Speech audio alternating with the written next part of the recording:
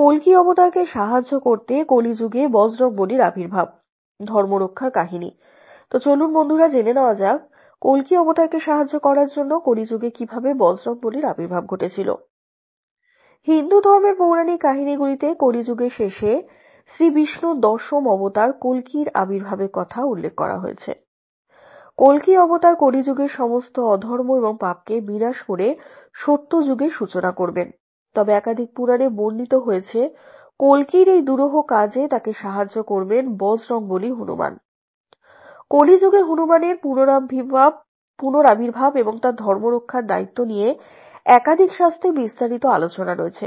আসুন সেই সমস্ত কাহিনী এবং তথ্য নিয়ে আরো বিশদে আমরা জানি। ত্রেতা যুগে শ্রীরামের পরম ভক্ত হনুমান অমরত্বের বর লাভ করেন। শ্রীরাম, যিনি বিষ্ণুর সপ্তম অবতার, বৈকুণ্ঠে ফিরে যাওয়ার আগে তার পরম ভক্ত হনুমানকে কলিযুগে ধর্ম রক্ষার দায়িত্ব দেন।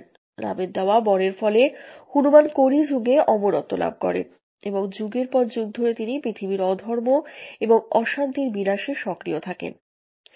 শ্রীরাম হনুমানকে বলেন, তুমি কলিযুগে আমার নামগান এবং ধর্মের প্রতিষ্ঠায় সর্বদা সক্রিয় থাকবে।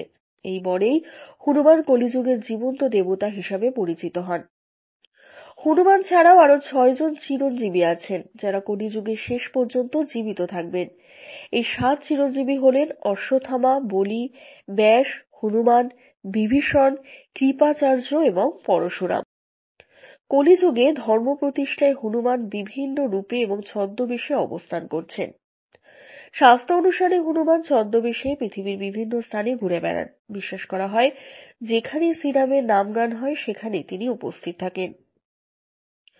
কলিযুগে যারা ধর্মের পথে থাকেন এবং রামের নামগান করেন তাদের রক্ষা করার জন্য হনুমান সর্বদাই প্রস্তুত। শ্রীমদ্ ভগবত পুরাণ অনুসারে হনুমান কলিযুগে গন্ধমাদন পর্বতে অবস্থান করছেন। এই দুর্গম পর্বত কৈলাসের উত্তরে অবস্থিত এবং এটি ঘন জঙ্গলে ঢাকা। ভক্তদের বিশ্বাস, যারা প্রকৃত ভক্তি নিয়ে এই পর্বতে পৌঁছাতে সক্ষম হন তারাই হনুমানের দর্শন লাভ করতে পারেন। কলিযুগের শেষে কল্কি অবতারের আবির্ভাব ঘটবে। বিষ্ণু পুরাণ, কল্কি পুরাণ এবং ভবিষ্য পুরাণে বলা হয়েছে কল্কি অবতারের সঙ্গে ধর্ম প্রতিষ্ঠার জন্য হনুমানও স্বমুখিমায় আবির্ভূত হবেন। কলিযুগের অধর্ম এবং অসুর শক্তিকে বিনাশ করতে কল্কি অবতারের পাশে দাঁড়াবেন হনুমান। কল্কি অবতারের সঙ্গে চিরঞ্জীবী পরশুরাম, বিভীষণ এবং কৃপাচার্য এই কাজে অংশ নেবেন। কল্কি যখন জন্মগ্রহণ করবেন তখন তাকে হত্যা করতে অসুররা সক্রিয় হবে। সেই সময় কল্কির সুরক্ষা বলয় তৈরি করবেন এই হনুমান। কলিযুগে যারা ধর্মের পথে থাকবেন এবং কল্কির সঙ্গে যোগ দেবেন তাদের রক্ষা করার দায়িত্বও পালন করবেন হনুমান। আর বিষ্ণু পুরাণে বলা হয়েছে কলিযুগে যখন পাপ এবং অধর্ম চরম সীমায় পৌঁছাবে তখন হনুমান ধর্ম রক্ষার জন্য প্রকাশিত হবেন। রামায়ণের উত্তরকাণ্ডে উল্লেখ রয়েছে যে শ্রীরাম হনুমানকে এই যুগের রক্ষাকর্তা হিসাবে বর দেন। কল্কি পুরাণে বলা হয়েছে কল্কি অবতার একা নয়, চিরঞ্জীবীদের সঙ্গে নিয়ে কলিযুগের শেষ সময় অশুভ শক্তির বিনাশ করবেন। কলিযুগে হনুমানের ভক্তি আন্দোলনের গুরুত্ব অপরিসীম। কলিযুগে শ্রীরামের নামগান এবং ভক্তি প্রচারের মূল কাণ্ডারি হন হনুমান। ভক্তরা বিশ্বাস করেন হনুমান চালিসা পাঠ করলে সমস্ত ভয় এবং বাধা দূর হয়।